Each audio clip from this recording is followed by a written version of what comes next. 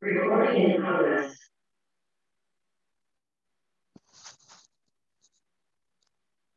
Bueno, buenas noches a todos y todas. Bienvenidos al cuarto encuentro de la 10ª edición del Taller de Investigación Lenguajes. La intervención de hoy, titulada In the Mood for Wong Kar-wai, estará a cargo de Zacarías Marco.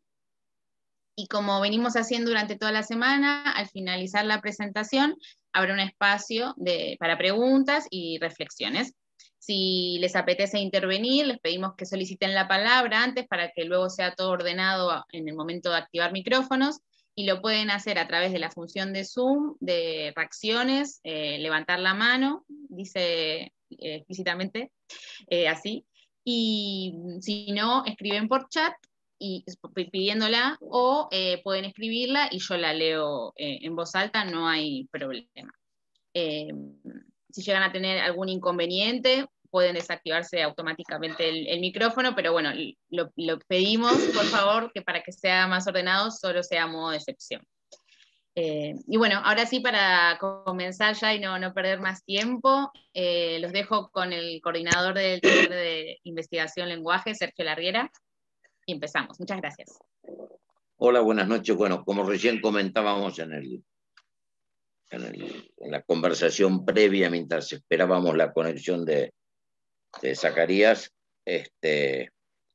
contamos con Zacarías hace muchos años en este taller, ¿no? Y en cuanto a la publicación de trabajos, comienza entonces en el año 2016 con la fundación de la página web del Círculo Lacaniano, ¿no? En la cual, decía, él dirige una de las secciones, la de James Joyce, Vida y Arte, y que comenzó en aquel momento colocando o elevando o colgando de la web, ¿no?, dos primeros trabajos, el Tejido Joyce, Epifanías, y el Tejido Joyce, Murmullos. Ese fue su puerta de entrada, correspondientes como desarrollos parciales y conferencias producidas a partir del último texto que en ese momento había producido, que era El Tejido Joyce, un texto magnífico donde hay un gran trabajo sobre el retrato del artista adolescente, y una otra versión posterior donde trabaja desde un punto de vista más ordenado, quizás, y más según las exigencias de la transmisión, muchos de los hallazgos y de los desarrollos de Lacan sobre Joyce en ese texto, ¿no? Luego produce, además de ir publicando con los años siguientes varios artículos, muchos de ellos de cine, ¿no? Produce luego un nuevo texto, ¿no?, que para mí es un texto encantador, es el que tiene que ver con su estancia, su prolongada estancia en Irlanda, ¿no?, en el año 1991, que es Palabras desalojadas, que es el primer verso del primer poema que escribe en Dublín en ese entonces. Lo magnífico de este libro es que, como bien él presenta en las primeras páginas, ¿no?, se da, es un estar entre medias, es una posición de in-betweener, diríamos, recuperando algún término que hemos usado más de una vez, una posición de in-betweener entre aquel del 91 que llega a Irlanda y que vive en Irlanda una intensa y prolongada experiencia, y el que 24 años después relee los diarios correspondientes a aquel viaje. Una costumbre que, dice el autor, jamás volvió a repetir, ¿no?, la de hacer un diario de viaje.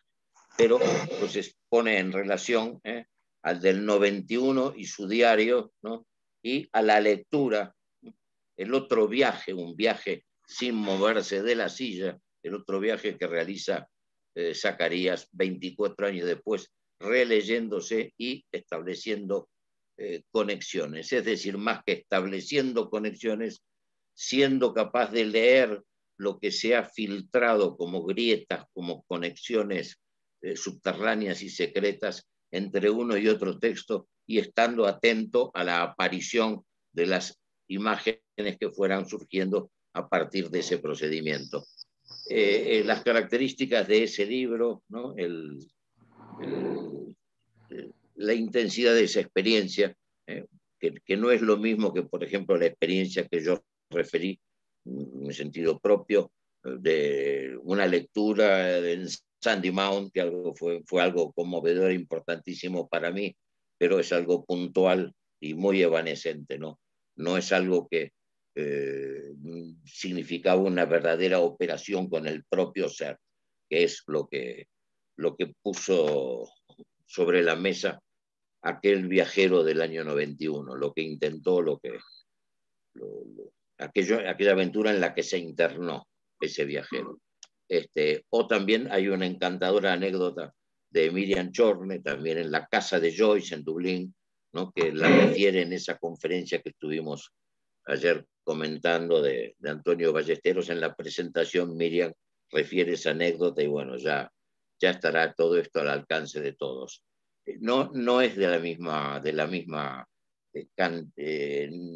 entidad, ¿no? Tanto la experiencia de Miriam como la experiencia mía, o la de todos aquellos que se han atravesado en Dublín, las vicisitudes y los avatares de un viaje lacaniano, joyciano, como muchos de nosotros hemos hecho, ¿no?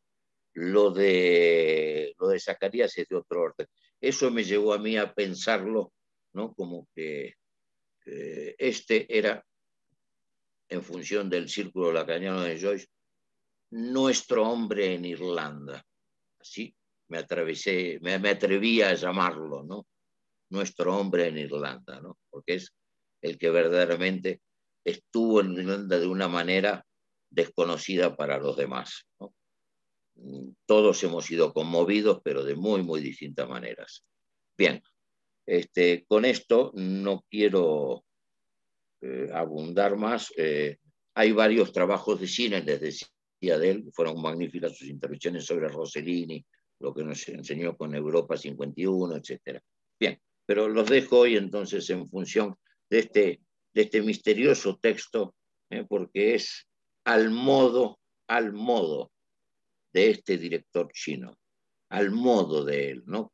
La cuestión del modo lo asimila en algún otro lugar de sus textos, Zacarías, muy ligado al cine, al modo Chaplin, al modo Buster Keaton, al modo Gordo y el Flaco, ¿no? Algo propio del cine, esto del modo. Entonces tengo mucha curiosidad por saber qué se va a jugar hoy, ¿no? ¿Qué es esto de al modo de? Muy bien, Zacarías, un abrazo grande y adelante. Muchas gracias, Sergio. ¿Me oís bien? ¿Se me oye? Sí, perfecto, sí, perfecto. Vale. Y te vemos bien también. Vale, muy bien. Muchas gracias, Sergio, porque llevas este espacio desde hace ya 10 años con una generosidad para dar pie a tantas intervenciones que nos haces muy fácil el trabajo y por tu entusiasmo en todo, ¿vale? Nos abres un espacio fantástico para poder intervenir. Bueno, te lo agradezco mucho. Bueno, voy a empezar ya, perdonarme los avatares técnicos, con esto del ordenador se ha colgado y no me funciona. Entonces, bueno, si me veis bien, seguimos así con el móvil.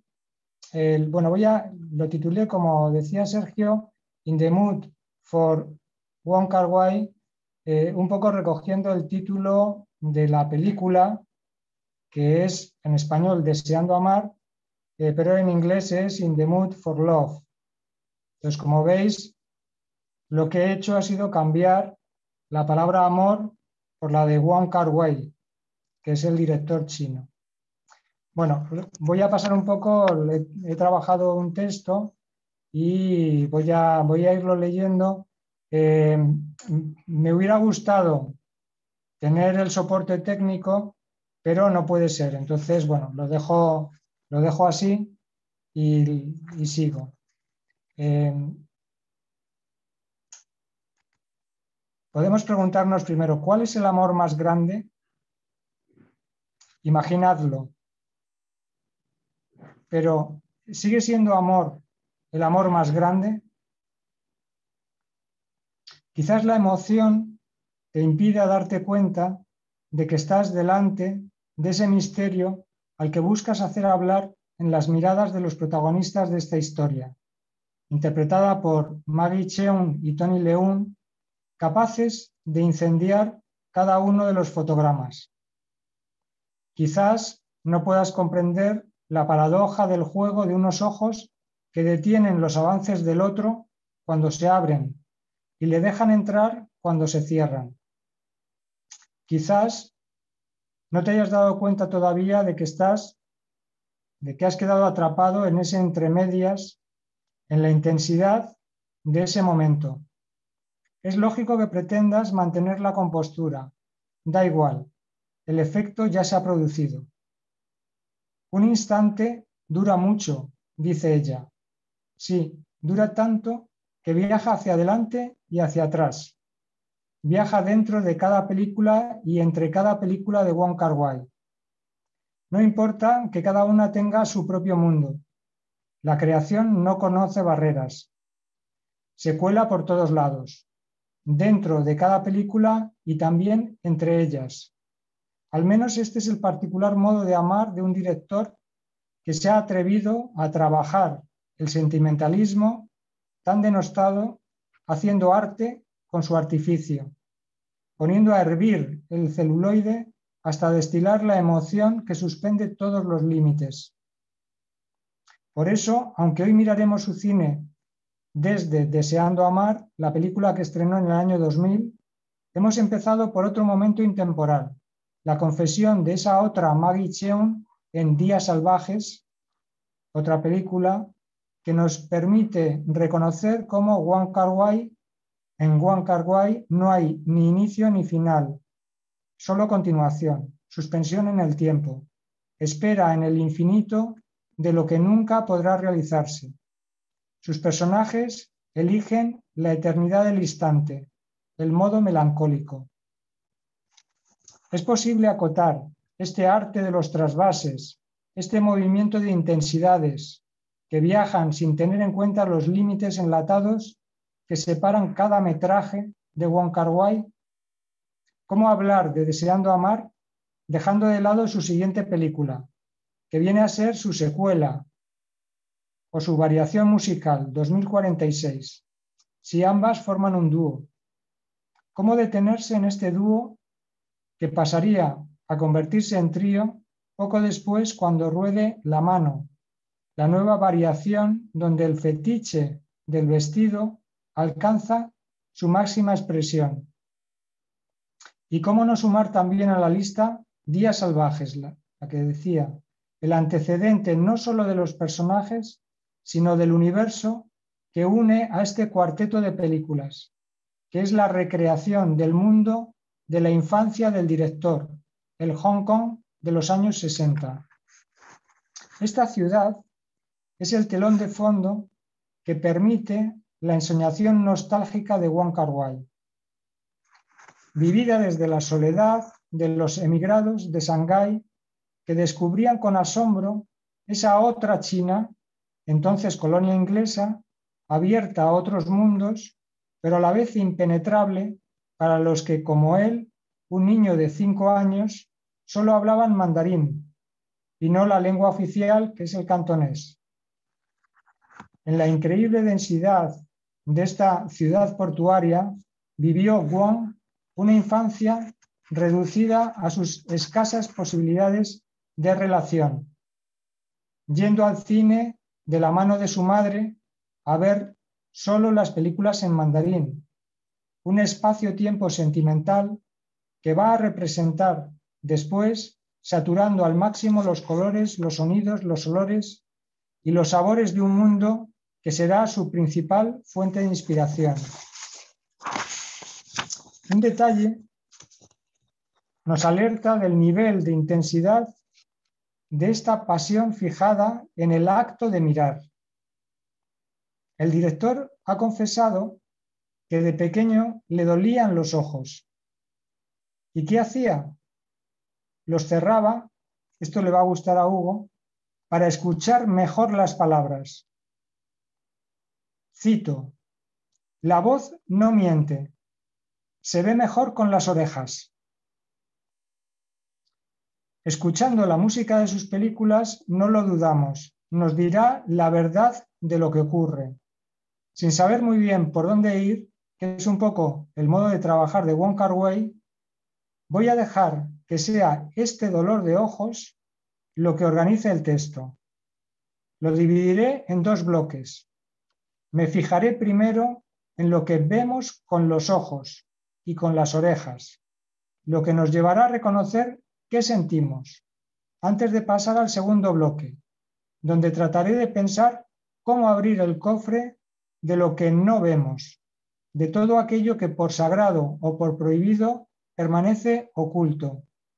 Ese núcleo ausente que determina el trabajo de Wong Kar-wai, haciendo que también nosotros nos perdamos deseando amar. Pues paso al primer bloque, lo he titulado Lo que vemos de la no relación. Voy a hacer una asimetría. El segundo bloque será lo que no vemos de la relación. Pues aquí estamos en lo que vemos de la relación. Pues voy a pasar un poco a hablar de alguna de las secuencias de la película para ir organizando.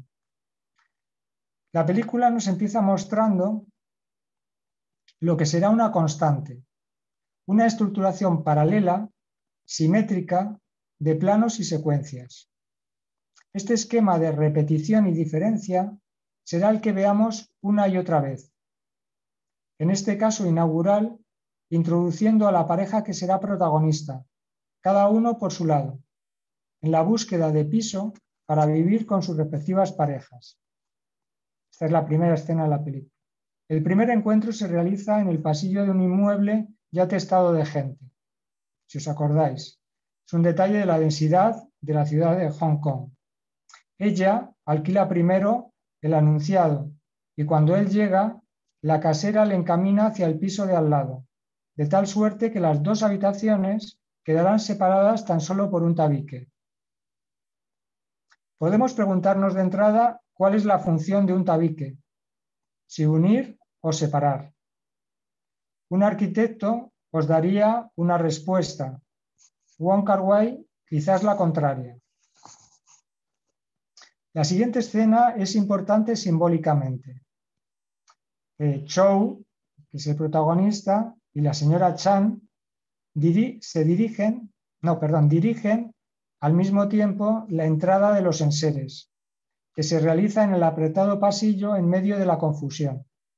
Los obreros no tienen claros los destinos, de tal suerte que los objetos se mezclan haciendo trayectos no permitidos y obligando a continuas rectificaciones.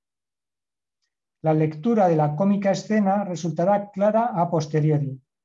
El tránsito indebido de los objetos anticipa la infidelidad de las parejas.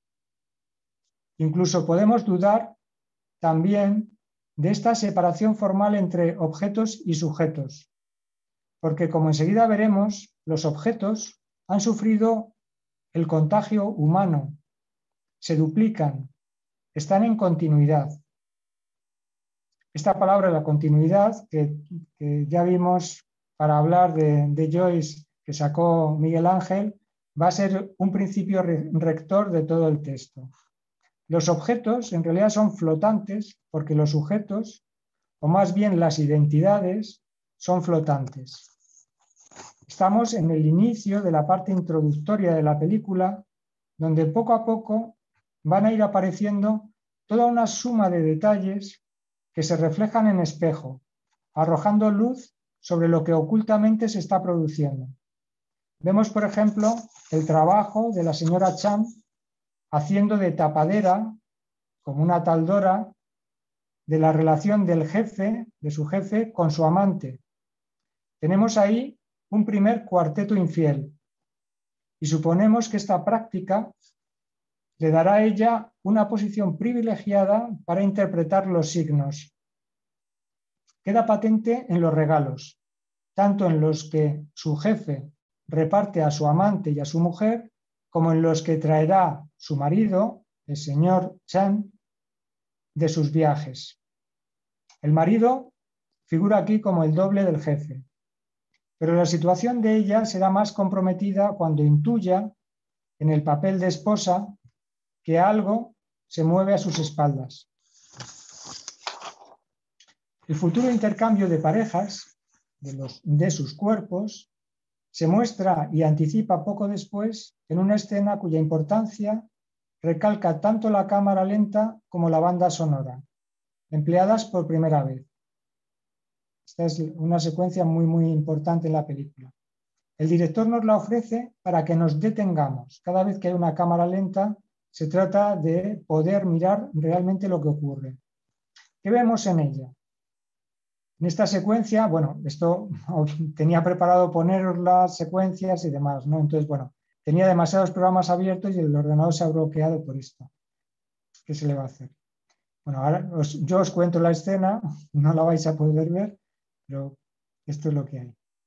En la escena, a la señora Chan, vemos a la señora Chan entrando, cuando suena la música, la vemos en cámara lenta, el vestido y demás, entrando en una habitación, en una sala, donde están jugando a un juego, es el mahjong, para ir a sentarse junto a su marido. La vemos en cámara lenta, cómo apoya su trasero, su culo en la silla y toca a su marido. Enseguida entra en escena de espaldas la mujer de Chow. Y la señora Chan tiene que levantarse para dejarle paso entre ella y su marido. A continuación sale por ese mismo estrecho paso Chow, que está detrás, invisible para nosotros, hasta que pasa por delante de la señora Chan. Entra, entonces en la escena está entrando la señora de Chow y sale él, el señor Chow. Eso entre medias de lo que es la pareja de la señora Chan y el señor Chan. La cercanía de los cruces casi les obliga al roce. Ese instante se hace eterno escuchando la melodía que establece el vínculo sentimental entre Chow y la señora Chan. Estos cruces son la seña de identidad de la película. Cuanto mayor es su lentitud, mayor también es la emoción que transportan. Se repetirán en todos los lugares estrechos, en los pasillos y sobre todo en las escaleras. Podemos preguntarnos sobre la cercanía, sobre la reducción al mínimo del espacio que separa a las personas y que les lleva al borde mismo de desvelar su intimidad. Esto nos da pie para abrir un paréntesis que muestre dos referencias artísticas. La primera es bastante obvia. Wong Kar-wai, en todas las escenas que hay de descenso de escaleras, sobre todo de la señora Chan, descenso y ascenso, ¿no? Pero esta venga a subir y bajar escaleras, y la mayor parte de las veces en cámara lenta, a veces sola y otras veces cruzándose con Chow. La referencia obvia es el cuadro de Duchamp de 1912, desnudo bajando la escalera, aunque en este caso, en el caso de la película, sería vestido bajando la escalera. Podríamos decir que cuanto más vestida está ella, podríamos preguntarnos, ¿más la desnudamos nosotros? Creo que no. Se trata más bien de la estructura del fetiche, del velo elevado a la categoría de objeto. Aquí, en la película, los 57 vestidos de igual corte y confección, pero con diferente estampado, que van a diferenciar cada una de las escenas donde aparezca la señora Chan. La segunda referencia artística, tenía una foto muy buena, pero a ver si luego después puedo conectarme y la podéis ver. La segunda referencia artística no es tan obvia. Ignoro si el director fue consciente de trabajar lo mismo que presentaron Marina Abramovic y su pareja de entonces, Ulay, en una performance del año 1977 que se llama Imponderabilia, en donde ambos se colocaron desnudos frente a frente en el umbral de la entrada de un museo, donde se celebraba una feria de performance. El lugar había sido además estrechado previamente para obligar a todos los que querían acceder al museo a pasar entre medias de ambos, rozándose con sus cuerpos. A la pareja de artistas les interesaba apreciar la timidez o el arrojo y las decisiones que el público tendría que tomar, eligiendo de qué lado se pondrían al pasar y qué parte del cuerpo expondrían al roce. Si me permitís la broma, no creo que ese día entrara ningún japonés al museo, porque realmente había que rozarse con los dos cuerpos desnudos al pasar, al entrar. Esta pareja artística actuaba con el nombre conjunto de El Otro, que aludía al siamés que era cada uno de ellos para el otro, dándose la casualidad de que habían nacido el mismo día. Bueno, dejo esto de lado, vuelvo a la película. La parte introductoria de la película culmina con el descubrimiento del engaño en el que ambos están siendo sometidos. Un engaño que los lanza primero hacia la soledad. Hay una serie de escenas donde primero están solos cada uno en el sufrimiento propio, pero de la soledad después van al encuentro. Parecen destinados a ello si pensamos que el lenguaje del amor es el de compartir soledades. Pero también es cierto que el nexo se venía tejiendo entre ellos desde el primer momento. Y esto es importante bajo la forma de una relación de escritura, situada en varios niveles. Porque al inicial intercambio de libros le sucederá la escritura de relatos de artes marciales, que será a su vez el vehículo de la escritura de su propia historia. Se trata de un juego de confusión, después lo veremos, entre la escritura de la película y la escritura de los personajes que hacen de lo que viven. La combinación de ambas se irá complicando cada vez más. La escena que marca el paso a la parte central de la película, a lo que sería el nudo en el lenguaje clásico, es la que se desarrolla en la cafetería-restaurante donde se encuentran por primera vez. Si os acordáis de la escena, es la primera vez que se ven juntos cara a cara hablando. Hay un juego de miradas frente a frente donde cada uno quiere saber qué sabe el otro sin desvelar sus propias cartas. Pero es inevitable que éstas vayan cayendo, mostrando la increíble coincidencia entre los regalos. Si os acordáis, se empiezan a preguntar uno a otro sobre los regalos de los bolsos y las corbatas que por duplicado visten a la pareja. Naturalmente, demasiada coincidencia. Ninguno de los dos ha sido tan incauto como se mostraba al principio y no les queda otra que admitir ante el otro la realidad, que sus respectivas parejas están enrollados. Entonces la pregunta sería ahora, ¿qué harán con ese sufrimiento que les une? ¿Qué tipo de unión entre ellos van a propiciar? Hasta ahora les han escrito su historia. Queda por ver si harán un corta y pega o procederán a una reescritura. A continuación, y sin previo aviso, asistimos a lo que es quizás lo más sorprendente de la estructura paralela que recorre la película, ese dualismo, esa simetría que preside y encarna cada escena, y que es la representación pura del artificio. Después de que ella se pregunte cómo empezó todo, los vemos caminando hasta que él tome la iniciativa y la seduzca, acariciándole la mano. Comprenderemos entonces que se trata de una escena dentro de la escena cuando se nos muestre la otra posibilidad. Ella, en un gesto simétrico, seduciéndole a él. Están en ese juego de identidades flotantes donde al tiempo que interpretan la relación de los amantes, se va a ir colando entre ellos todo un torrente de afectos, por muy férreo control que pretendan llevar. De esta ambigüedad fundamental van a hacer una relación sublime que tiene como garantía la no relación. Este juego de interpretación de la relación desconocida de los amantes tiene un segundo capítulo en la misma mesa del restaurante. Se trata de otra muestra del esquema repetición y diferencia. El descubrimiento de las cartas del otro es sustituido ahora por un ensayo de cita entre los amantes. O sea, ellos actúan a los amantes.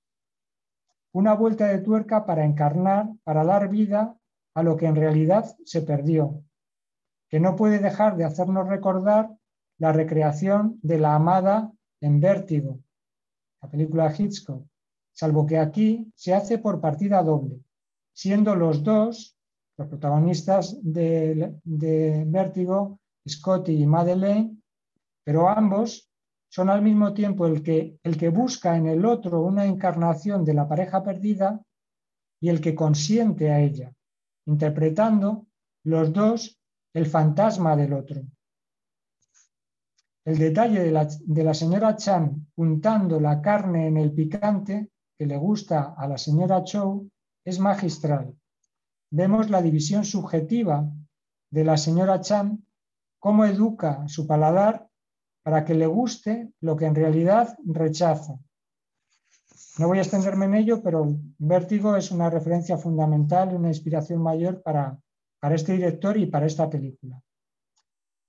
La relación de la no relación avanza, facilitada de nuevo por la vía de la escritura, que es lo que va a permitir a Chow dejar de lado su timidez inicial e ir tomando la iniciativa. Mediante la escritura, Chow introduce lo que de otra manera no se atrevería. Se trata naturalmente de un nuevo artificio para compartir el tiempo con ella, facilitando la necesidad de un espacio privado donde ambos construirán a cuatro manos su historia. Digamos que es en y por la escritura que entran en relación, pero lo que los une también es lo que los separa. De momento, dado que la reiteración de sus encuentros puede provocar habladurías, él alquila una habitación y le pide ayuda para escribir. Ella se mantendrá en la distancia hasta que finalmente acepte. Para dar ese paso, ha mediado una treta de él, que ha jugado con su ausencia para ver el impacto en ella. Vemos a continuación las dos posibilidades en escena. Primero la primera escena es que ella no entre en la habitación 2046. Si os acordáis, hay una escena donde ella va como en el taxi, llega al hotel y hace todo el recorrido, sube, baja las escaleras, da media vuelta y se vuelve. Y a continuación vemos una escena donde ella entra en la habitación y hay una despedida, sale de la habitación. Pues el desarrollo posterior nos indica que la opción ganadora es que entró. En ese lugar, la escritura en esa habitación 2046 es además una referencia política. 2046 es el año de la devolución, es el año del final del periodo transitorio, primero colonia, luego autonomía, y 2046 será el año donde pasa a formar parte integral de China sin estatuto de autonomía. Esto obviamente es algo que al director pues no le provoca más de una angustia, ¿no? Bueno, el desarrollo posterior nos indica que la opción es que entró en esa habitación y ese lugar de escritura transformará el encuentro prohibido en permitido. Un mundo compartido que el director retrata en un permanente juego de espejos, fragmentando y duplicando las imágenes, los rostros. Son ellos y también sus sombras, todos los dobles que queramos. Siempre un 2 que se multiplica por 2. Son los personajes de su propia historia, una historia que se escribe por duplicado. Por ejemplo, cuando la recreación de posibilidades deja de limitarse al pasado, a lo que ocurrió en el encuentro amoroso de sus parejas, proyectándose también hacia el futuro. Me refiero al ensayo de confesión de la infidelidad, donde la señora Chan interpreta una posición doliente que se duplica ante nuestros ojos. En la primera, se sorprende la señora Chan ante la facilidad de la confesión del marido, al que interpreta Chou, y le da un tímido tortazo. En la segunda, le embarga la mezcla de emociones y termina llorando sobre el hombro de Chou. Quizás solo así, a través de la actuación, se haya atrevido a mostrar su vulnerabilidad. Estoy notando un ruido, yo no sé si me seguís escuchando. Sí, te escuchamos perfecto. Se escucha una persona que voy a pasar a silenciar. Pero te escuchás Vale. perfecto, Zacarías. Vale, gracias. Bien, os decía que es la primera vez que hay un acercamiento, digamos, carnal. Ella, la señora Chan, están interpretando una escena, entonces la segunda vez que interpretan la escena, ella, digamos, que se rompe y empieza a llorar en el hombro de Chou. Entonces es la primera vez que se acerca y se tocan ahí. Vemos que esta apertura, esta mostración de su vulnerabilidad, lo hace gracias al juego actoral. Es el que le permite poder mostrar, este es el juego de la relación dentro de la no relación. Podemos preguntarnos si ella sabe por qué llora realmente, en qué personaje está, si llora desde ella, si llora desde la pérdida, en qué relación está. Y si lo sabemos nosotros. Bien, nos vamos acercando a lo que es el final de este nudo de la trama que se ha ido apretando cada vez más. Ha caído la excusa del carácter excepcional de su relación en tanto no relación. Y Chou ahora va a mover ficha confesando de manera indirecta su amor. Le dice a la señora Chan que se creían diferentes a sus parejas, pero que no lo son. Ella ha leído bien, en estos asuntos ella es inteligencia encarnada, aunque se reservará su posición. Chou va a recurrir entonces a la misma estratagema que de antes, jugar la carta de su ausencia. Anuncia su partida a Singapur y le pide que le avise de la llegada de su marido. Solo al final incluirá la invitación para que le acompañe. Todo esto ocurre en la larga secuencia del encuentro bajo la lluvia. Le dice que ha aprendido cómo empezó todo. Dice, los sentimientos surgen sin que nos demos cuenta. Chou ha experimentado el surgimiento del amor en tanto víctima de un juego de interpretación, como si la posibilidad de la relación no pudiera tener otro territorio que el de la fantasía, el de la ficción. Por eso volvemos otra vez al artificio, al lugar donde se hace posible lo imposible, mostrando las posibilidades a elegir. Entonces vemos en la escena cómo la lluvia se detiene e interpretan dos nuevas escenas. Como vemos por sus ropas, son las mismas, aunque ahora no mojadas, no ha habido un salto en el tiempo. Se trata en realidad del tiempo lógico del artificio, donde la dualidad lo estructura todo. Aquí el par seco-mojado. Y lo que se introduce como novedad es que en vez de interpretar a sus cónyuges, se interpretan ahora a sí mismos en la escena de la separación. ¿Qué vemos? Primero, la señora Chan le dice que su marido ha vuelto. Entonces él, a modo de despedida, le roza la mano y se aleja.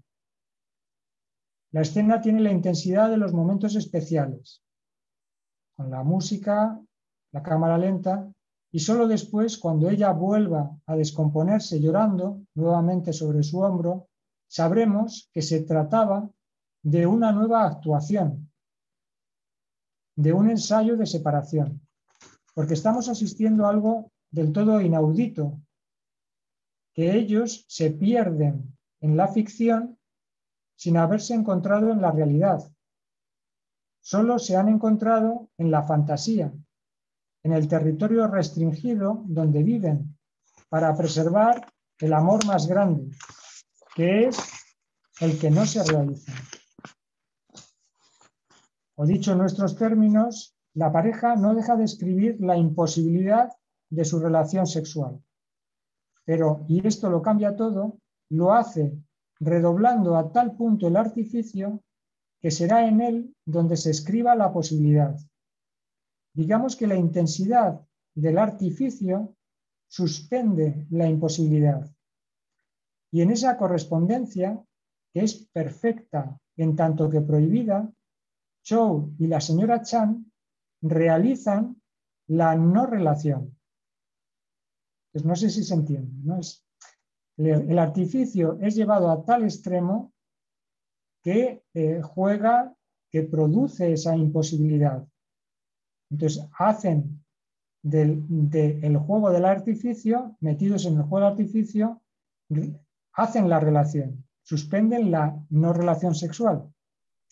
Es un velo. Exactamente. Ellos hacen la relación a través de la no relación, del artificio. El ejemplo máximo de esta ambigüedad lo tenemos en un detalle casi furtivo que se viene a colar poco después del cierre del desarrollo hongkonés del año 62. El director nos va a ofrecer un último encuentro abierto a la interpretación. Se trata del trayecto nocturno que hacen los protagonistas en los asientos traseros del taxi. Una secuencia paralela a otra anterior, donde al ir a acariciar su mano, él fue rechazado. Ahora ocurre lo contrario. Ella reclina su cabeza sobre él y sus manos se juntan, se aceptan. En ese lugar mixto, a la vez público y privado, se produce el único acercamiento real, que, por supuesto, solo ha sido posible después de haber certificado su separación. La curiosidad nos lleva a preguntarnos qué pasó aquella noche. Si esas manos entrelazadas haciendo el amor lo hacen solo metafóricamente. El cierre de esta parte lo va a poner la doble secuencia de la oportunidad perdida. Sabemos que se va a producir la separación, pero no quién ofrecerá acompañar al otro en su partida. El director rueda las dos escenas. Primero, la propuesta de él al teléfono. Después, la propuesta imaginaria de ella mientras llora en la habitación 2046. En la primera, Chow la llama por teléfono y le pregunta. En medio del silencio arranca la canción de Nat King Cole, Quizás, quizás, quizás, que viene a expresar de manera insuperable su posición desesperada, colgado a una respuesta que no llegará. A continuación viene la parte final, el desenlace de la película, en un formato todavía si cabe más fragmentario.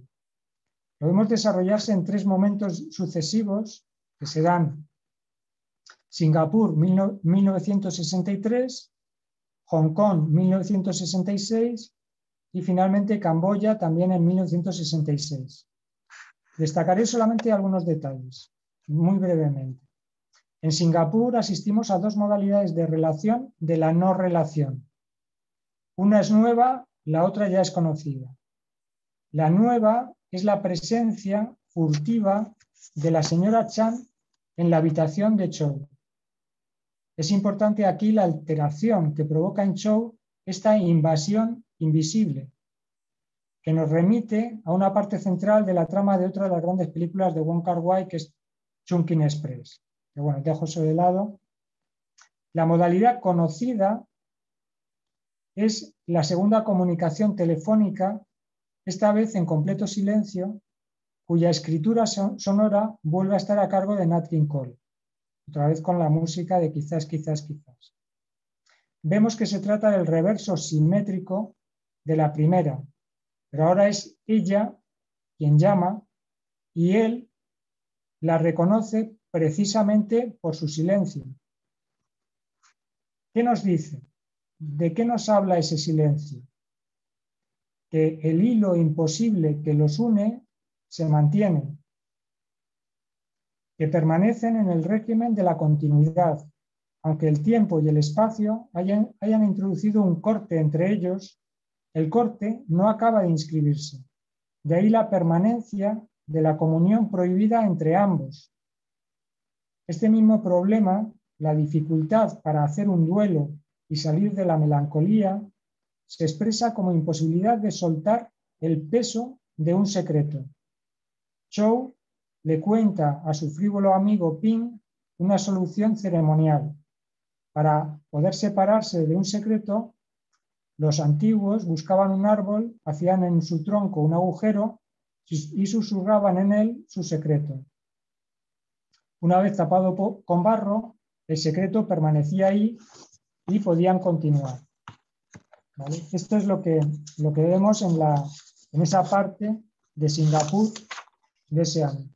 3 años después, hay un salto ahí, estamos en el Hong Kong del año 66. Se producirá el siguiente episodio de un no encuentro con la señora Chan. Cuando la señora Chan se instale en la vivienda que fue su hogar. Nos la vemos a ella en esta visita que le hace a la antigua casera que termina comprándole la vivienda. Después llegará al inmueble Chow, también con un regalo a su casero, para enterarse que en el piso de al lado vive ahora una mujer con su hijo de 4 años. Escuchamos alusiones a la situación política. 1966 es el año de la Revolución Cultural en China y el miedo es lo que hace emigrar a muchos de los habitantes de Hong Kong. Esto a lo mejor al público español se le pasa por alto, no tiene la mente puesta en la política en ese momento y sorprenden estas alusiones con toda esta exhibición amorosa, etcétera, pero para el director es muy importante. Y por eso también es otro hecho político, que es la visita de De Gaulle a Camboya, lo que abre paso a ese último episodio de la película que introduce el final, es una especie de final en diferido, que está rodado en un lugar totalmente excepcional, que es el templo de Angkor Wat, que es el centro del mayor conjunto monumental religioso jamás construido. ¿Vale? Es un sitio absolutamente único en el planeta. Y al director le dejaron 3 días, bueno, al principio 1 y consiguió 3 días para rodar ahí y rodó esta escena, ¿no? En un agujero de sus muros, ante la mirada de un monje, también es importante, dejará Chow su secreto. Bueno, cierro aquí el pasaje por lo que vemos de la no relación y paso ahora a lo que no vemos de la relación. He de confesaros que tuve que ver la película varias veces hasta conseguir encajar cada una de las piezas del puzzle. Me refiero a las piezas que el metraje ofrece, porque hay otras que faltan y queda de nuestra parte intentar localizarlas, acercarnos a ese lugar del misterio que funciona como los silencios entre las notas de una partitura. Sin ellos no habría música. En el caso de la película, creo que es lo no dicho, lo no visto, lo que potencia cada una de las escenas. Es una elección deliberada, cuyo ejemplo más claro es el de sustraernos los rostros de la pareja infiel. Esto no los vemos en la película, ni al señor Chan ni a la señora Chow. El resultado es una densidad que nos atrapa, que nos vuelve moscas pegadas en la superficie emotiva de las imágenes, aleteando en ese goce, pero perdiendo a veces el hilo del conjunto.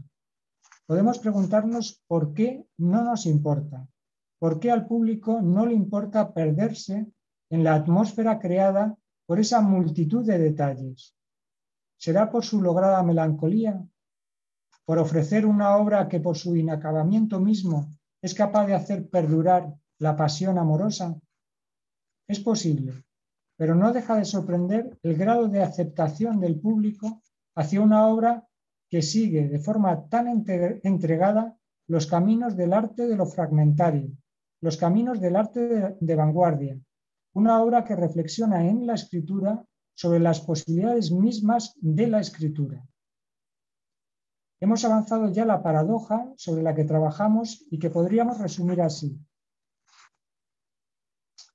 No conviene llamar a este amor eterno un amor inmaculado en base a la no realización. Esta es mi tesis, ¿no? Porque podría entenderse así. Para mí es más bien al contrario. La no realización nos habla de una relación verdadera, en el sentido fuerte de la palabra, porque hace existir lo imposible de la relación. La concordancia entre los sexos, que la realidad cotidiana no deja de castrar, se realiza aquí en la fantasía, pero en una fantasía que alcanza tal intensidad que se convierte en la nueva realidad. Este mundo, creado, artificial, es el real donde los personajes viven y nosotros con ellos. Una división que se ha duplicado delante de nuestros ojos. La suya, afectados por su propia interpretación. Hay un momento en el que Chow dice, esto no es real. Y la nuestra, la división nuestra, afectados a pesar de lo manifiesto de su interpretación. Interpretan, pero sentimos. Resultado, la ficción se ha vuelto real delante de nuestros ojos. Y real hasta el dolor. Se deduce entonces que el director un buen día no eligió como modelo el exilio sentimental de la ciudad de su infancia, sino que su modelo lo eligió a él. Los que trabajan eso que se llama creación, el arte, no eligen sus temas. Los temas los eligen a ellos. Cualquiera se defendería ante el riesgo de quedar abrasados, pero ellos no pueden. Por eso Wong Kar-wai se entregó a su tema de una manera, digamos, loca. Vamos a ver cómo trabaja. Wong Kar-wai no puede escribir el guión de una película. Solo consigue orientarse visualizando el material filmado. Naturalmente, para la desesperación de los productores, eso obliga a rodar escenas que jamás se utilizarán. Da igual, es necesario para su proceso creativo. Los fragmentos se van convirtiendo en una lengua que busca cómo abrirse camino. Por eso la historia es móvil hasta el último día de rodaje y más allá. Es cierto, nadie sabe a ciencia cierta cuándo termina lo que ha pasado a ser un campo de experimentación que se prolonga indefinidamente en el tiempo y donde el grito del director Corten ha perdido por completo su sentido originario. Hemos entrado en el work in progress de Wong Kar-wai, el régimen de la continuidad. Quizás alguno de vosotros piense que esta alusión a Joyce ha sido un poco forzada. En absoluto. Dejadme que os haga participar de este descubrimiento tirando un poco más del hilo del proceso de rodaje y montaje de Wong Kar-wai, que es lo que más nos enseña sobre lo que es a un tiempo su goce y su padecimiento artístico. Después del primer periodo de rodaje, que suele multiplicar el tiempo inicialmente previsto, visualizar el material provoca volver a llamar a los actores una y otra vez para agregar nuevas escenas. La semana prometida se convierte en un mes y tiempo después vuelta a empezar. Todo esto porque entre medias los fragmentos se han puesto a hablar, multiplicando historias que no queda más remedio que escuchar. Unos fragmentos toman sus propias derivas, que serán retomadas en futuras películas, a la vez que otros se ponen a dialogar con películas anteriores. ¿Qué tenemos? Que el conjunto empieza a comunicarse de tal manera que termina siendo imposible separar a las criaturas. Un crítico francés, Thierry Jousse, ha tenido el acierto de denominar películas siamesas al par Deseando amar 2046, que es la siguiente. porque más que nacer la una de la otra, están en continuidad. 2046 nace como una variación posible mientras se rueda Deseando amar. Y a su vez, motivos que serán centrales en 2046 fecundan retrospectivamente Deseando amar. El ejemplo más claro es la historia del secreto guardado en el árbol, que fue pensada para la segunda, para 2046, y se convierte también en el cierre de la primera. Unas variaciones que actúan en todos los niveles y abarcan también el resto de sus películas, provocando un juego de espejos donde se reflejan al infinito las identidades. Por ejemplo, el personaje de Chow es tímido en Deseando amar, pero conquistador en 2046. Es el mismo, pero no es el mismo, porque no se trata de cerrar ninguna historia, sino de mantener la fidelidad a un juego de intensidades que fluye desde un núcleo oculto, misterioso, donde habita la transgresión. Esto lo explicaré ahora. Bueno, voy terminando. No será entonces de extrañar que, adecuándose a su proceso creativo, Wong Kar-wai haya ido a frecuentar las malas compañías. Me refiero a los escritores de vanguardia que introdujeron el llamado monólogo interior. Escritores como Joyce, que transgredieron el límite de lo expresable, y no tanto porque arremetieran contra la censura, que también, sino porque subvirtieron el límite formal. Una ruptura absoluta que provocaron al saltarse la separación que organiza los registros imaginario, simbólico y real. Pues bien, la película Deseando amar es un homenaje, es un descubrimiento, es un homenaje a una de estas malas compañías. La película está dedicada al escritor Liu Yichang, que es nada menos que el introductor de la literatura de vanguardia en China, del monólogo interior. De hecho, hemos leído los títulos que marcaban la apertura y el cierre de la película, esos títulos que leemos, que son citas de uno de sus libros. Pero la cosa no acaba ahí. El personaje mismo de Chow está inspirado en los inicios en la escritura de Liu Yichang, un homenaje que no sería lo que es si no alcanzara la estructura formal de la película. Porque finalmente no es la escritura misma la homenajeada, esa que se desdobla de mil maneras en Deseando amar, que teje la historia de amor, uniendo a los personajes cuando los separa y separándolos cuando los une, en una historia actual, una historia actoral que se duplica en planos y secuencias, ofrecida al espectador como un escríbaselo usted mismo. Todo lo que vemos es escritura que gira en espiral alrededor de sí misma, alrededor de su propio secreto. Decíamos antes que es justo en ese núcleo de intensidad donde se halla la transgresión. Esto podría resultar chocante porque también podría sostenerse que, preservando el misterio, la película actuaría fundamentalmente desde un plano simbólico. Pero no, es preciso reconocer que ese vacío está en realidad demasiado lleno y que es esto lo que nos atrae y nos atrapa. Voy a ver cómo expresar esto. Wong Kar-wai suspende por completo la división entre lo consciente y lo inconsciente, haciendo palpitar a cámara lenta el detalle pulsional para que circule por la superficie de la imagen. Son los momentos donde el goce lo inunda todo. No solo los cuerpos, todo queda erotizado. El humo, las calles mojadas, la lluvia sobre la lámpara. Pero ¿qué es lo que hace arder esta hoguera? No se trata, como a primera vista pudiera parecer, de que el director nos sustraiga el encuentro amoroso para expandir el deseo. Va más allá.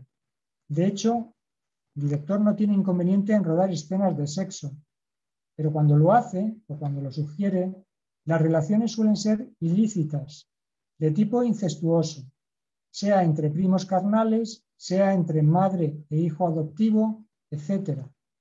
También rodó una para Deseando amar, que luego no incluyó. La escena del coche que vemos con las manos entrelazadas es el resto de la que falta.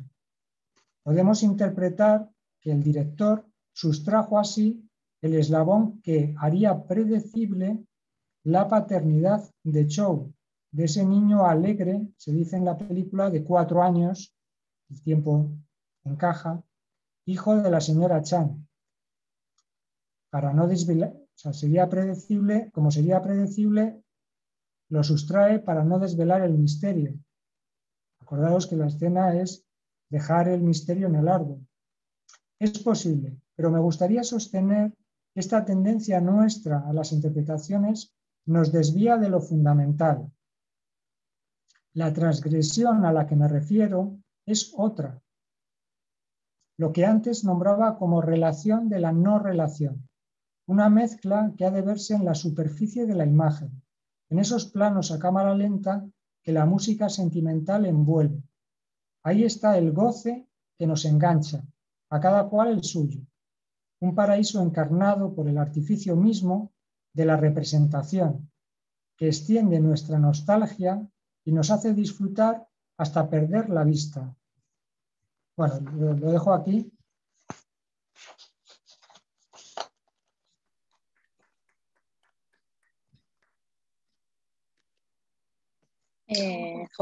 Bueno, enhorabuena, Zacarías. Se escuchó perfecto para tu tranquilidad. Y bueno, si quieren podemos empezar con las preguntas o reflexiones o comentarios. Bueno, por ahora, no, el chat está bien. Bueno, por ahora no hay nadie. Venga, a ver, ¿quién quiere debutar? ¿Quién vio la película? ¿Quién vio el film?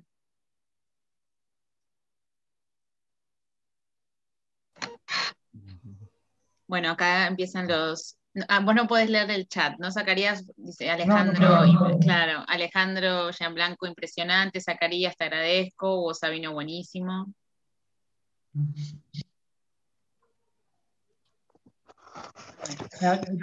Estaría bien que sea, porque, a ver, yo he soltado un poco la chapa del trabajo que he hecho, pero como todos, bueno, me imagino que habéis visto la película, a mí me interesa mucho oír cuál es la impresión recibida. ¿Sabes? Yo la película, la verdad es que ya la había visto varias veces, porque esta película la he visto en el cine pues al menos 2 o 3 veces.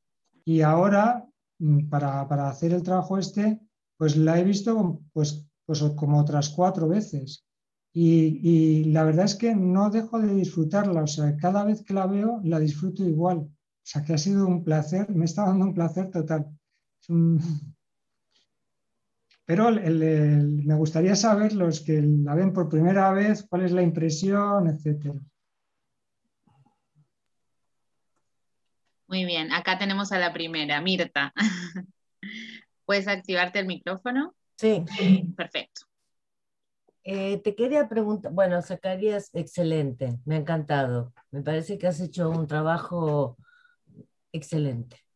Muchas gracias. La película es una maravilla, maravillosa, y es cierto esto que dices, porque yo creo que en cada visión de ella uno va recogiendo más y más cosas. Creo que hay que verla muchas veces, porque en cada visión hay más detalles y más cosas con las cuales quedarse, porque hay mucho en ella, hay muchísimos detalles. Yo la había visto en su momento, pero claro, la había visto hace muchísimos años, porque bueno, se estrenó en el 2000, o sea que la había visto, tenía un recuerdo de ella somero, la verdad que me acordaba más o menos la historia en general, pero bueno, nada que ver realmente cuando la volví a ver ahora, ¿no? Había leído por ahí que la traducción, y te lo quería preguntar, de la película en chino, no la traducción que se hace, un mood of love, no, era esos maravillosos y variados años, que es en realidad el título del film, es ese, Sí, ¿no? sí, Porque sí, eso, efectivamente. claro, que supongo que hace alusión estuve leyendo varias entrevistas que le hacen a Juan Wong Kar-wai. Kar-wai, que me imagino que hace alusión a que dicen que Deseando Amar es una de las películas más intimistas de él, en el sentido de más autobiográficas, porque narra, digamos, lo que comentabas un poco en tu presentación, cuando él llega con su madre a Hong Kong con 5 años, y donde va mucho al cine con su madre, y sigue conservando su lengua, que es el mandarín, y que la canción esta de Nat King Cole era quizás era una canción predilecta de su madre, una canción predilecta de su mamá, y que además ahí se encuentran con todo el mundo, con la canción latina, porque había muchos filipinos, que ahí es donde encuentran o sea, donde se encuentra con el mundo latino, va. La película tiene una estética impresionante, impresionante. Eh, la cámara está todo el tiempo oculta. Es como la cámara escondida, ¿no? La cámara escondida y filmando como siempre a través de los espejos, a través de los pasillos, a través de las paredes como desconchadas, como de las escaleras, filmándolos por detrás. Eh, Más que de palabras, yo creo que está todo el tiempo el juego de las miradas, de los gestos, de los cuerpos, de los movimientos, más que el texto, más que las palabras, ¿no? Me parece que hay mucho más ese juego, ¿no? Después la música, el vestuario, porque los quipaos que ella lleva son maravillosos, maravillosos. Y la cantidad de equipados que lleva son los que te da claro, al verla por segunda vez, pues la vi 2 veces, la hubiera visto más, pero no me daba tiempo. Ahí te vas dando cuenta del cambio, de que estás en otro momento, porque el reloj también, los relojes, los quipaos, más que nada, yo me fijaba mucho en la vestimenta de ella, como es otra secuencia, es la misma. Y luego esta cosa de no queremos ser igual que ellos, ¿no? Que se dicen todo el tiempo para darse cuenta de que es imposible eso, que el no querer ser como ellos que era como una ilusión, ¿no? Después el juego de la ambigüedad, ¿no? Cuando están... Hay otra escena, cuando tú comentabas, cuando la primera vez que ellos se tocan, que es cuando están haciendo el ensayo de que cuando ella cuando le pregunta al marido, le va a preguntar al marido si tiene un amante. Hay otra escena donde también se abrazan, que es cuando están ensayando que él se va a ir, que Chow le va a decir que se va a Singapur, y que ella ahí otra vez llora en su hombro. Entonces le dice, bueno, no es para tanto, esto es un ensayo, le vuelve a decir él. Y cómo a través digamos, de lo que los une y a través los separa, que es la escritura precisamente, el escrito, ¿no? de los cuentos Artes de marciales. las artes marciales, que a la vez los une y los separa, es como se va haciendo entre ellos una historia de amor, ¿no? De amor y de deseo. Pero amor y deseo que no los, que a pesar de no los, pero que de todas maneras se convierte en un amor imposible, un amor prohibido, que no logran, no pueden salir de eso. Digo, me parece que no. Sí, sí. Bueno, sí, ahí lo dejo. totalmente Sí, de acuerdo. O sea, un amor imposible al estilo de los puentes de Madison, ¿no? Un amor prohibido, imposible, los puentes de Madison, no sé, se me viene a la cabeza Casablanca, no sé, Franz de Ozón, bueno, y muchas otras, ¿no? Pero bueno, las que me vienen así de repente, ¿no? Pues nada, Lo, lo dejo. lo que es aquí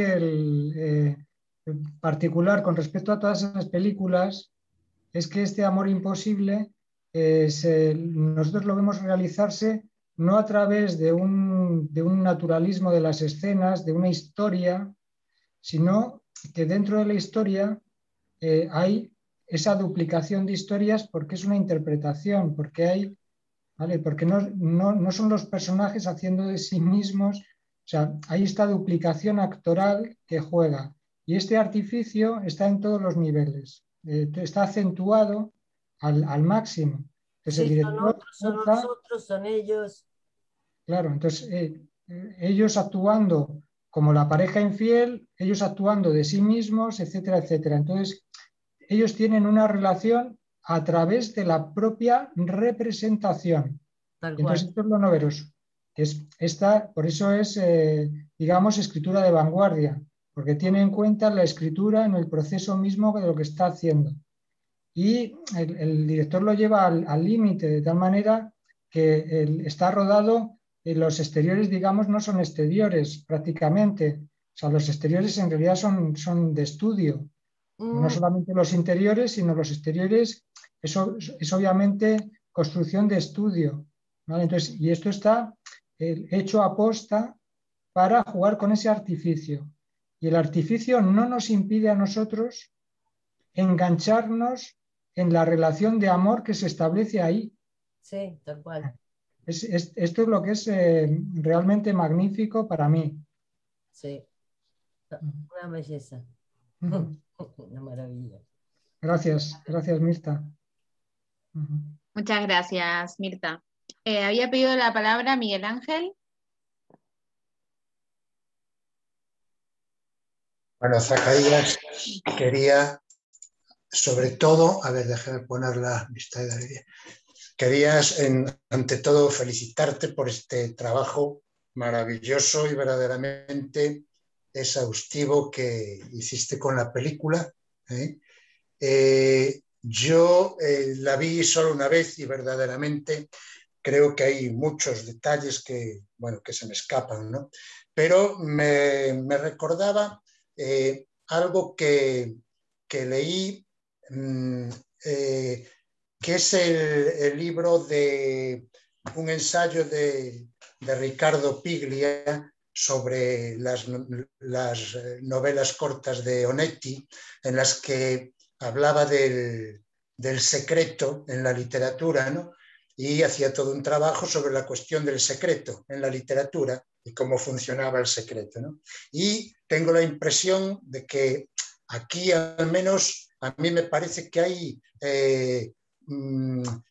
resonancias con esas hipótesis, ¿no? Porque con las de Piglia, porque aquí yo en principio lo que primero se me venía a la cabeza era el poder precisamente, llamémoslo como queramos, de la no relación, del vacío, del no saber, yo qué sé, ¿no? de todo ese vacío y no saber y de la no relación, ¿para qué? Para amalgamar precisamente historias, ¿no? Para crear incluso ficciones. Son ficciones y relaciones e historias que se tejen precisamente a partir de un vacío, de un no saber, ¿no? Y pensaba que hay al menos 3 niveles en relación con ese secreto, ¿no? Que son el secreto, esos vacíos, en relación con los personajes. O sea, tejiendo una historia entre los mismos personajes. Luego está el secreto ahí funcionando en relación a los espectadores mismos, ¿no? Es decir, tienen una conmoción los espectadores, como bien señalabas, con otras palabras, pero una conmoción a partir de esos lugares donde te sitúa la película, lugares un poco entre dos aguas siempre, ¿no? Y también está, sin duda, el secreto funcionando en relación con el mismo autor. Es como que el mismo autor algo le falla, ¿no? Y esa falla del mismo autor de alguna forma es la que está amalgamando la historia, ¿no? Yo pensaba, por ejemplo, que hay el secreto precisamente que introduce en el interior del árbol, nos da la posibilidad como espectadores, de crear otra historia más, ¿no? Quiero decir que, en fin, no sé, quizás se me escapan detalles y todo eso, ¿no? Pero a mí me llamó mucho la atención el niño que aparece con la madre después de 4 años, ¿no? Ese niño, ¿de quién es ese niño? Pregunto. No sé, ¿tiene acaso alguna relación con ese secreto que introduce en el agujero? Bueno, en la película no nos dice nada, efectivamente, ¿no? Es decir, sigue manteniendo la tensión de que nosotros creemos otra ficción alrededor de eso, ¿no? Es decir, es el no saber funcionando en niveles, vamos, en todos los niveles, ¿no? En todos los niveles, en diferentes lugares, a través de tiempos, en fin, es tremendo. Me pareció excelente el planteamiento cinematográfico del personaje, ¿no? Bueno, insisto, ¿no? Felicitarte porque me parece que hiciste un trabajo impresionante. Muchas gracias, Miguel. Voy a responderte a esa pregunta que dejas en el aire, que de quién es ese hijo. Entonces, se me ha ocurrido responderte que, perdóname, como el hijo, cuando tú haces esa pregunta, el hijo es tuyo. Ajá. A ver, explícate. No te alteres, que tengas un hijo por ahí. El hijo, al hacerse uno la pregunta, el hijo es de la fantasía, ¿vale? Y entonces el hijo es del espectador cuando se hace la pregunta. O sea, cuando uno se hace la pregunta de quién es el hijo, está en la fantasía. Entonces, ¿de quién es el hijo de la fantasía? Cuando uno se hace la pregunta de quién es el hijo, pues entonces el hijo emerge en uno. O sea, lo ha puesto en movimiento la fantasía de uno. Entonces, ¿de quién es el hijo? De todo aquel que lo interprete. ¿Vale? Hay una interpretación dentro de la película. O sea, la película deja abierta la posibilidad de que el hijo sea de Cho. ¿Vale? Pero ¿cómo interpretar eso? O sea, podemos interpretarlo de una manera naturalista. ¿Vale? Una manera naturalista, digamos que el guión de la película deja eso abierto. Pero estamos ante una película que tiene ese forzamiento de lo que es el artificio. Y entonces el hijo es fruto de esa película donde la relación amorosa pasa por todo ese artificio. Entonces, ¿de quién es el hijo? De la fantasía. O sea, es el hijo del artificio mismo, de la fantasía. Cuando nosotros intentamos atraparlo, dándole una paternidad en el guión, nos perdemos, o sea, dejamos de lado el artificio. Entonces, no, el hijo sería el hijo de la propia escritura. ¿Vale? Entonces, es otra manera de verlo. El hijo está abierto al espectador, a quien escribe la historia, etcétera, etcétera. Hay ese desdoblamiento. Por lo tanto, cuando uno cuando uno se pregunta de quién es el hijo, uno puede decir, bueno, estoy incluyendo yo la paternidad, ¿vale? Le estoy dando yo, estoy intentando desvelar ese misterio que es el de la propia escritura. Entonces, te desdoblo la historia. Entonces, uno introduce la problemática cuando lo interpreta. Entonces, es por ser fiel al desdoblamiento que introduce en la escritura el director, ¿vale? Por salirse de lo que sería una interpretación naturalista. Vale, gracias, Zacarías. Sí, muchas gracias, Miguel Ángel. Claro, acá Susana acota preguntando, ¿el hijo es una compensación al espectador? Compensación al espectador. Quizás, a ver, funciona un poco como el MacGuffin de Hitchcock, ¿vale? Que es una cosa que se pone ahí donde el espectador puede engancharse. Entonces, queda esa posibilidad, es decir, uno tiende, esta es la problemática de tender a dar sentido, ¿vale? Entonces, ¿qué es lo que sucede? Que uno intenta destapar ese agujero del árbol y haber escuchado el secreto que está puesto ahí. Bueno, el secreto ese que está ahí no lo sabemos, pero no lo sabemos porque no lo sabe nadie y hay que respetar que nadie lo sabe. El primero que no lo sabe es el director. El director puede haber puesto ahí una posibilidad en donde uno se puede enganchar, pero el director no lo sabe. Y entonces, ¿por qué no lo sabe el director? Porque el director está construyendo la historia con el material que tiene delante. El director es un escritor que hace escritura. Entonces, si no se desvela es porque no lo sabe. O sea, no se trata de que esté ocultando porque tal, no, es que no funciona así. O sea, se trata de un homenaje a la propia escritura. Y la propia escritura tiene un territorio que no se completa. Y ese territorio es el territorio del misterio. Entonces, él ha llegado, digamos que él ha llegado a poder construir la película en el estadio en que nos la deja. ¿Vale?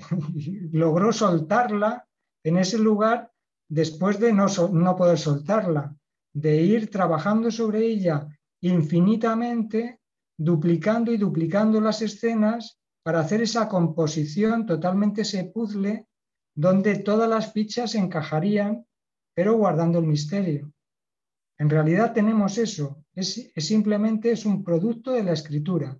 Entonces, por eso creo que la interpretación más acertada sería dentro de lo que es la literatura de vanguardia, que respeta, o sea, por eso creo que que se acerca al trabajo de Joyce.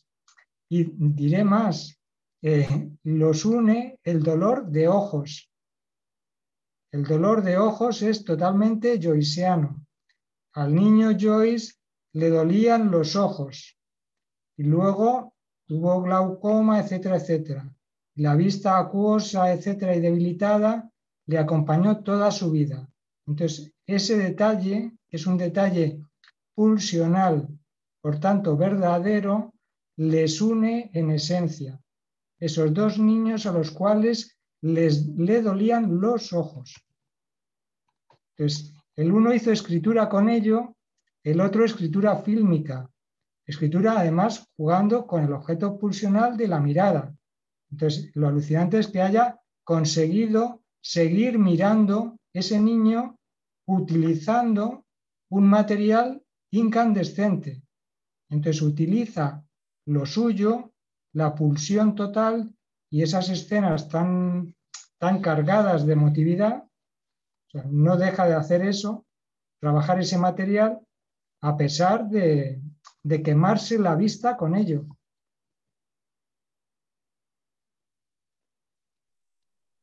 Gracias, Zacarías. Me está pidiendo acá entusiasmadamente Sergio la palabra, sí. Así que quiere acotar hace rato. Venga.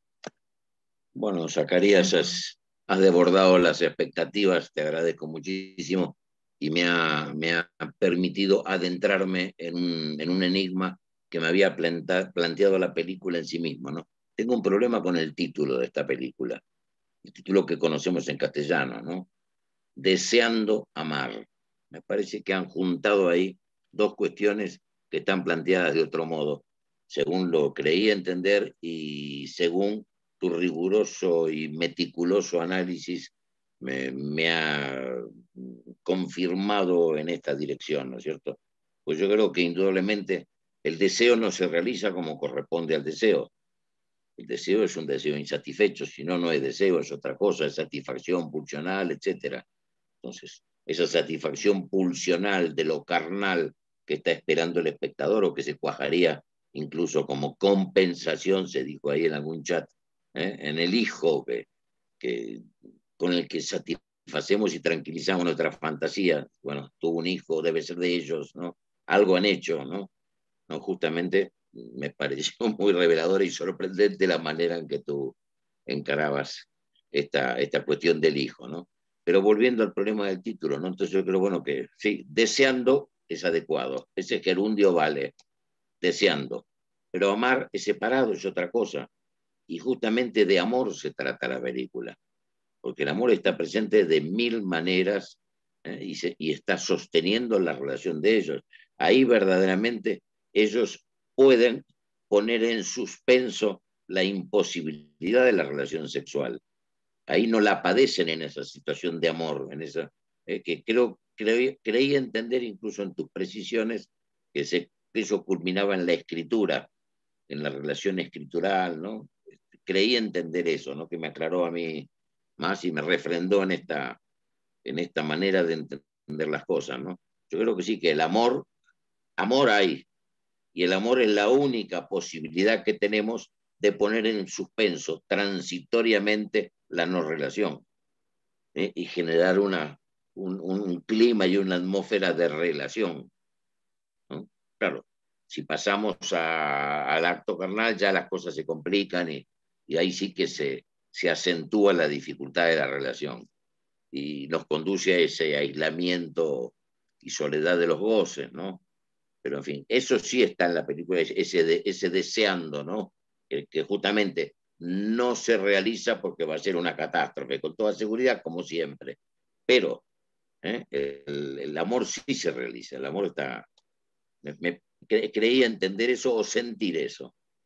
Más que un entendimiento, es una sensación que me dejó la película y sobre todo tu exposición.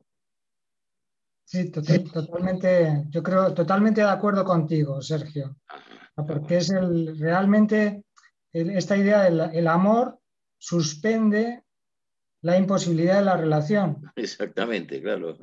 Entonces, es posible que lo que no se escribía se escriba transitoriamente, ¿no? Y la plasmación de ese amor, es mediante la escritura. Mediante la escritura, que eso es lo que yo entendí en tu despejamiento. Porque es de manera literal entre ellos, a través de la escritura, desde el primer momento, donde hay esos libros que se empiezan a intercambiar, etcétera, etcétera, sí. La escritura que hacen entre ellos y todo lo que es lo actoral, etcétera, etcétera, todo es escritura entre ellos. Entonces, no dejan de escribir, claro, ¿no? La relación a través de la no relación. Claro. Gracias. Gracias a ti. Qué guay. Bueno, muchas gracias, Zacarías. Bueno, estás recibiendo un montón de elogios y halagos en el chat. A ver si hay alguna pregunta. Bueno, no sé si alguien quiere acotar, consultar, preguntar. Acá, bueno, comentan, por ejemplo, que la primera impresión de la película en Esperanza fue el ritmo, la lentitud, los silencios. Lo que contribuye a su intensidad es probablemente la consecuencia de esta lentitud. Es un director muy singular, oriental. Bueno, y que agradece mucho que están aprendiendo a analizar, ver películas como todo un método en tu presentación. Así que te lo voy comentando, dado que no puedes ver el chat. Ah, mira, Dolores acaba de levantar la mano. Si quieres habilitarte el micrófono. Sí. Perfecto. Buenas noches y también un elogio más. Ha sido un gusto escucharte, sí. Y ojalá poder leer el texto porque, bueno, seguramente perdí Muchas cosas. Decir también que no pude ver la película para esta ocasión. Es una película que yo sí efectivamente había visto hace tiempo. Retomando a lo que ahora decía Sergio, me interesa mucho y estaba dudando sobre eso. Es decir, que efectivamente el amor, podemos decirlo así, entiendo que vela la inexistencia de la relación sexual, ¿no? Es un tema que yo misma y mis compañeros que vamos a hablar de Medea la semana que viene, es una pregunta que de algún modo también hemos puesto a jugar en la cuestión de Medea. Lo que quería era preguntar, Zacarías, porque creo que en algún momento tú dijiste una relación verdadera. Y mi pregunta es esa. Es decir, que cuando tú, no sé si lo entendí bien, cuando dijiste y hablaste de una relación verdadera, es una relación que es del amor, que vela la inexistencia de la relación sexual. ¿A eso te referías cuando dijiste lo de la relación verdadera? Y otra vez, muchísimas gracias. No, gracias a ti, Dolores. Sí, utilizo la expresión verdadera en cuanto a que es una relación real en el sentido lacaniano, ¿vale? Que incluye lo real. Entonces, lo alucinante es que lo incluya a través del artificio. O sea, repito siempre lo mismo, ¿no? Pero la relación que se establece entre ellos no es, esto lo incluye a través del artificio, pero no es una relación de ficción. Entonces, por eso nos conmueve, si no nos dejaría más bien fríos. El tema es que toca algo realmente, o sea, nos conmueve intensamente porque lo que se establece entre ellos es, es el sentimiento a flor de piel. Entonces, ellos a través de eso, esto es muy normal, o sea, uno no se relaciona directamente, eso no es posible, se relaciona a través de un elemento tercero, ¿vale? Entonces, que es la escritura, pero se lleva a cabo con tal intensidad que es como si tuvieran contacto directo, como si se pudieran llegar a fusionar a partir de la propia imposibilidad de la unión. Entonces, por eso la relación de ellos termina siendo verdadera en el sentido de que no tienen otra más verdadera que esa. O sea, les atrapa totalmente. Entonces, ellos han creado un mundo de relación totalmente propio y en el cual viven.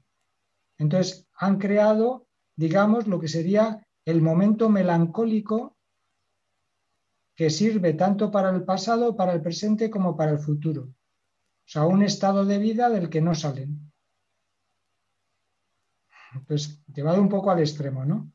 Pero o sea, como espectadores, siempre nos atrae aquello que toca lo imposible. O sea, aquello de lo cual nosotros salimos corriendo porque nos abrasaría. Entonces, toda la pasión que tiene la gente, por ejemplo, pues los músicos, las drogas, etcétera, son gente que vive en lo real, vive en la pulsión misma.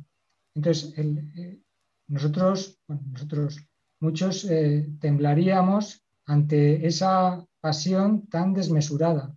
Entonces, aquí la película lo que hace es la exhibición de eso, a través precisamente de la distancia, a partir de los mínimos roces y de esa emoción. No sé si te respondo.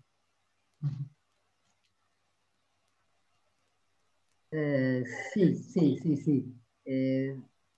Sí, sí, no, está bien, seguiré pensando. No, está bien porque es toda la cuestión de la relación verdadera me parece que es algo que me interesa porque digo, se enlaza de algún modo con Medea y etcétera, pero hablaremos de eso. Muchísimas gracias. Sí, porque yo utilizo muchas veces en otros textos y tal el término verdad y lo utilizo de una manera diferente a lo que se suele utilizar por muchos lacanianos como equivalencia a la ficción. Para mí no. O sea, creo que además que no es así en Lacan. Creo que cuando Lacan utiliza verdad, ese verdad con mayúsculas está en el mundo real. El mundo real no es, o sea, real del lacaniano. O sea, es dentro de lo imposible. Entonces, digamos que el psicótico se relaciona con la verdad, no con la ficción. ¿Vale? Entonces, aquí el encuentro es verdadero en el sentido de que se atreven con lo real. Sí, ¿puedo hablar? Sí, sí. Perdón. Sí, justamente respecto de esto que intentabas aclarar, Zacarías, quizás la confusión el tembladeral, la zona que presenta dificultades es esa cuestión de la verdad, porque el sentido que le da Lacan en fórmulas cuánticas, por ejemplo, es ese, ¿no? Es verdad que no hay relación sexual, eso es una verdad, pero hay una suspensión de la verdad a través del amor, justamente eso que estamos reivindicando tú y yo hoy como lo verdadero del amor, ¿no? Pero la fórmula lógica sería: eso es una suspensión de la verdad, porque se suspende transitoriamente la verdad de que no hay relación sexual. Y en el amor se logra hacer uno con lo que es imposible de conectar, que son los dos goces, ¿no? Del hombre y la mujer en este caso. Entonces pienso que ahí, por eso tú mismo aclarabas que es una especie de una acepción fuerte que tú haces, ¿no? Fuerzas eso en un sentido, pero se nos descubría, ¿no? Tirábamos de la manta en un sentido y se nos descubrían los pies en ese momento, porque en las fórmulas cuánticas es muy curiosa esa fórmula, ¿no? El amor es una suspensión de la verdad. Se suspende transitoriamente la verdad para, ¿no? Que es la de la no relación sexual, que eso es lo real a lo que estás aludiendo concretamente con el término verdad, esa verdad que implica la no relación, eso se suspende, o sea que hay una suspensión de la verdad. Entonces hay algo de mentira imaginaria en el amor, pero que logra hacer uno. Se hacen uno en la escritura en este caso, ¿no? Sí, sí. No sé si aclaré algo o la embarré del todo. Quería callarme, pero no pude. No, a ver, es bien complejo. Daría para mucho porque abre mucha expectativa, vamos, mucho en profundidad, ¿vale? Porque se puede ver del lado de cómo juega eso en la psicosis, esa relación con la verdad, que es muy impresionante, ¿vale? Que es la incapacidad de introducir un velo en el trato con lo real. Entonces, los demás están en las nubes. ¿Sabes? Están en las nubes, claro, y lo real es... está en ese real sin poder salir de él. Bueno, en fin, pero es cierto que al suspender, o sea, que se crea una relación precisamente por la suspensión de esa verdad, digamos, del aforismo. Exactamente. Eso es cierto. Da para mucho.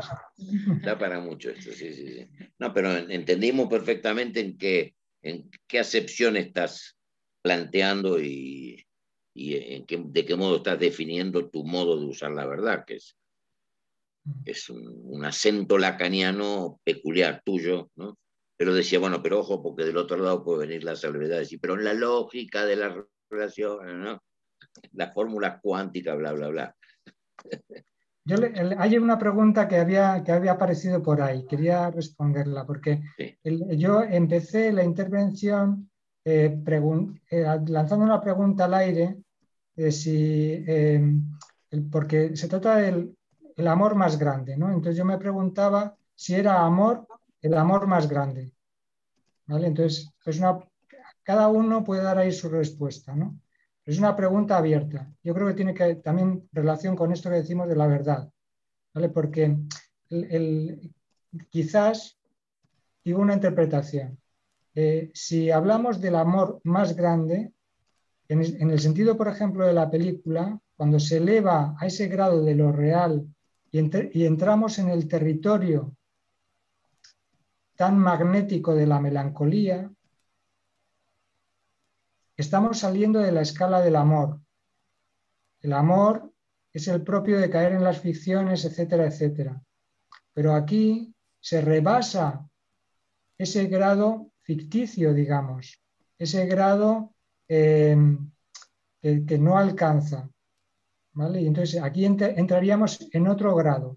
Digamos que el amor sublime deja de ser amor, ¿vale? Cuando lo elevamos, esto es cada uno puede tener su manera de verlo, ¿vale? Pero en el amor tiene que existir la relación con el ser del otro como diferente. En la melancolía eso se cancela, no se respeta esa diferencia. Sí.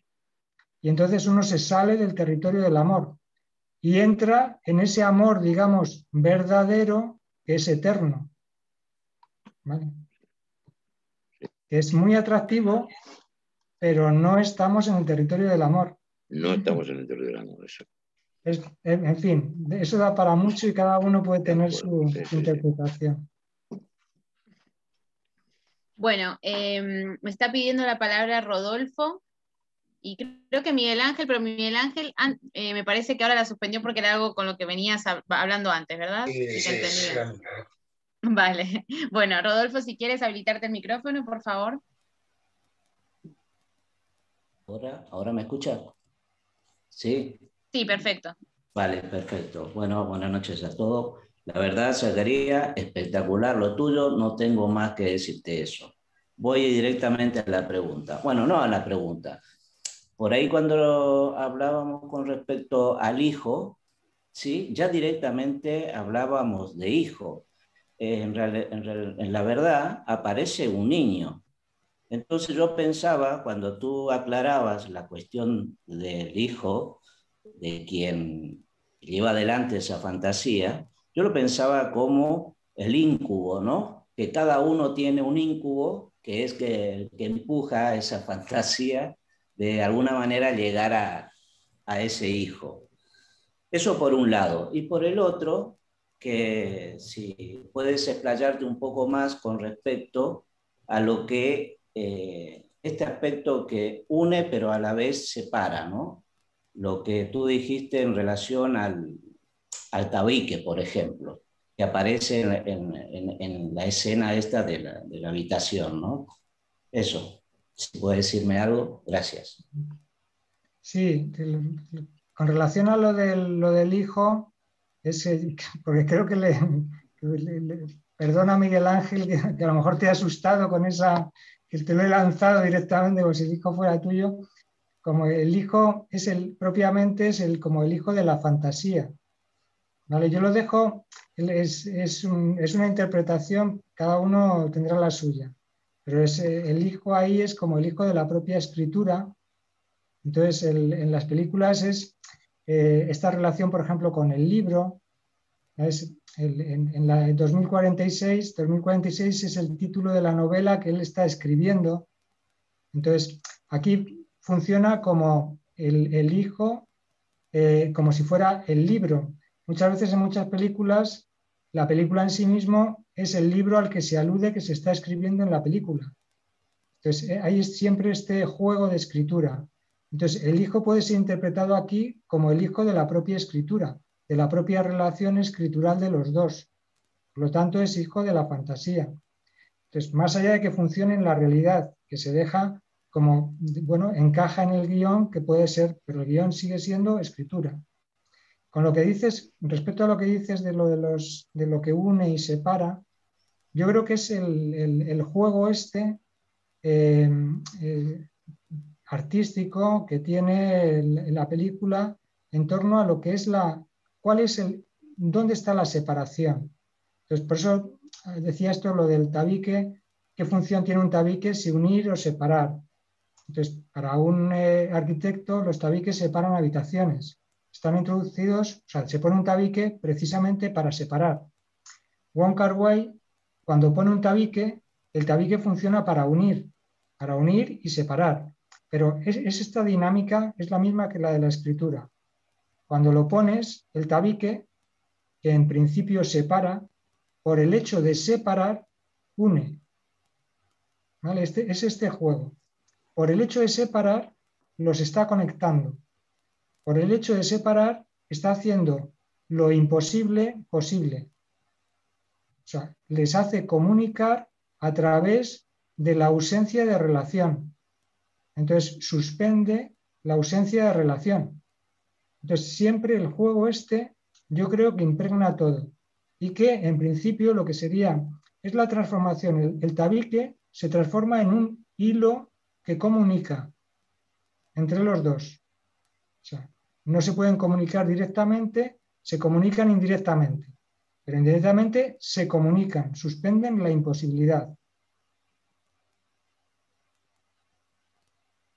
Vale, yo lo había pensado con respecto a cómo decir, esta juntura de alguna manera, que en algún momento, o como una juntura o como un punto al infinito, cuando Lacan habla de la recta, ¿no? Que digamos, que la recta es recta, pero porque se puede juntar, o si no, sería un círculo simplemente.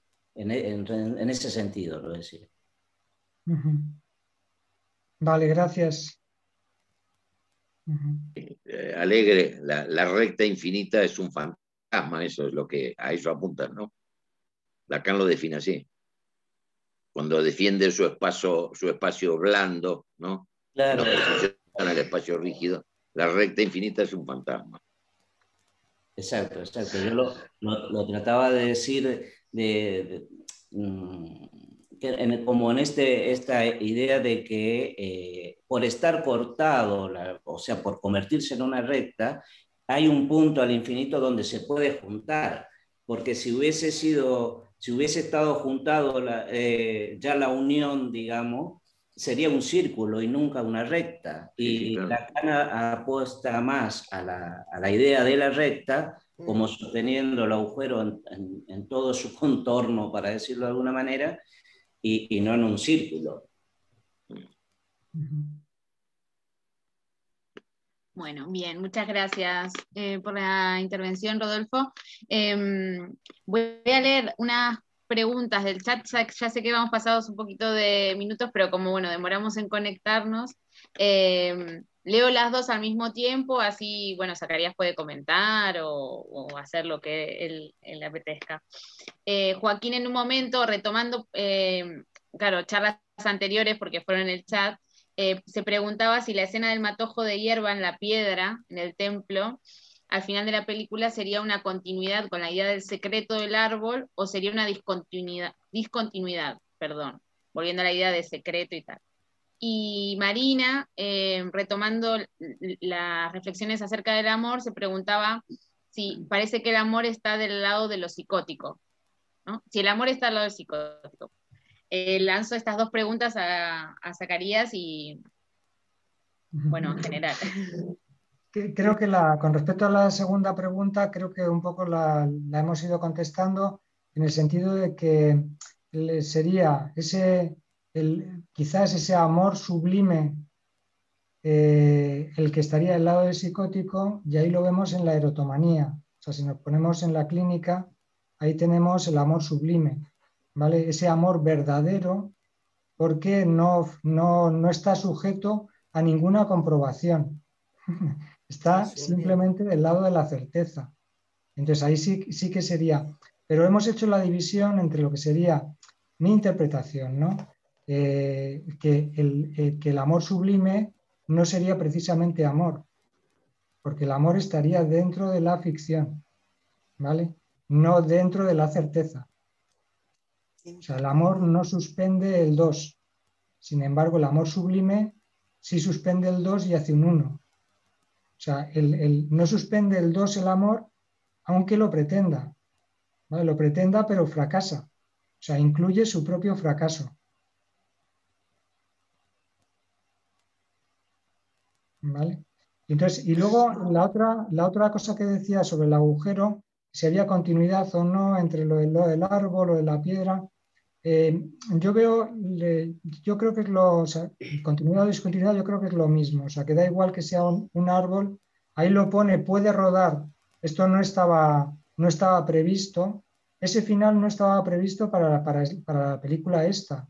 Entonces, como él empieza ya incluso a rodar material para la siguiente película, y el tema del secreto es importante para la siguiente película, pues se le ocurre hacer este cierre y le surge la oportunidad de rodar en ese sitio maravilloso y la coge sin tenerlo previsto.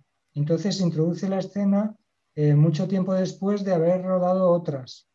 Entonces, para mí da igual que sea el árbol, que sea la piedra. O sea, simplemente es un lugar excepcional donde tapar el secreto. Ahí además hay una simetría en la película porque la película está absolutamente llena de simetrías por todos los sitios. Entonces ahí se ve otra, cuando Chow va a dejar su secreto en el agujero, encuentra, ahí no tiene que excavarlo, el agujero ya está. Y entonces se acerca el dedo, lo primero que se ve es el dedo rozando el borde del agujero, que no puede ser más sensual. El dedo roza el borde del agujero en la piedra y es ahí donde va a meter el secreto. Y ese dedo rozando el borde del agujero es el mismo que aparece en la primera escena cuando va a llamar al timbre de la puerta.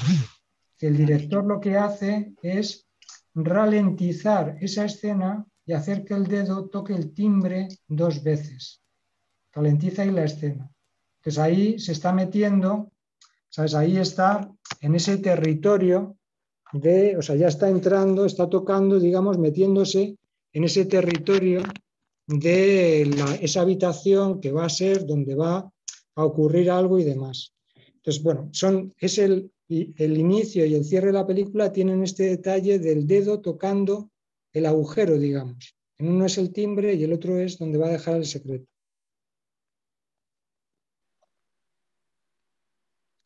Genial, gracias. Te agradecen, quienes preguntaron. Sí.